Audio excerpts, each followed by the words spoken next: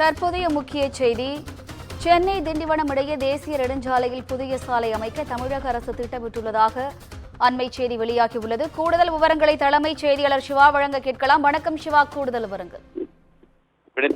சென்னை திண்டிவனம் தேசிய நெடுஞ்சாலை என்பது போக்குவரத்து நெரிசல் மிகுந்த ஒரு நெடுஞ்சாலையாக இருக்கிறது.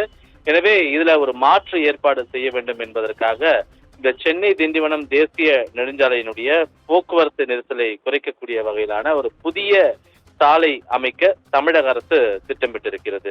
குறிப்பாக இந்த பகுதியில கருங்குழி, பூஞ்சேரி ஆகிய கிராமங்களுக்கு இடையில் இருக்கக்கூடிய 32 கிலோமீட்டருக்கு புதிய சாலை அமைப்பதற்கான திட்டத்தை தமிழக அரசு வகுத்திருக்கிறது.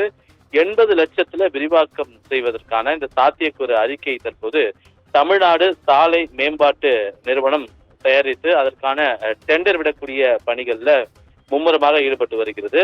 செங்கல்பட்டு திண்டிவனம் சாலையில தினசரி சுமார் 65,000க்கும் மேற்பட்ட கார்களும், அதே போன்று தாம்பரம் திண்டிவனம் சாலையில 1 லட்சம் கார்களும் கடந்து செல்வதாக அறிக்கைகள் தெரிவிக்கப்படக்கூடிய நிலையில இந்த போக்குவரத்து நெரிசலை குறைக்க வேண்டும் என்பதற்காக கருங்குழி, பூஞ்சேரி இடையிலான 32 கிலோமீட்டருக்கு புதிய சாலை அமைக்கக்கூடிய திட்டத்தை தமிழ்நாடு அரசு தற்போது வகுத்திருப்பது தற்போதைய அண்மை செய்தியாக பார்க்கப்படுகின்றது. வினிதா,